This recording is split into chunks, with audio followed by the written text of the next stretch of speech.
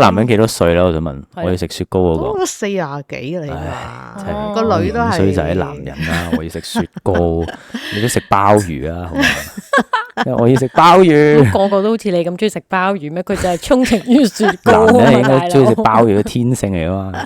咁女人應該食咩啊？唔知。你可以租一個乜都唔做嘅人去幫你做一啲嘢。呢件事好矛盾係咪？咩叫乜都唔做嘅人啊？即係租一個 useless 嘅人。係啦，咁其實做啫，又唔係 useless 嘅，可能佢選擇唔做啫。租一個人鬧人 useless，唔係佢租一個人係你租個廢柴翻嚟。係咯，然後佢唔做咁租嚟做咩？東方星訪問一個日本 AV 嘅 production 嘅 staff，見過最有創意嘅一個題材咧，就係好似拍戲咁樣，將兩個人吊起威亞咁，好似武俠片咁樣，咁跟住就喺上邊咁樣，係啦。咁所以如果人哋有番號咧，請大家 comment 個番號喺度，我想睇一睇。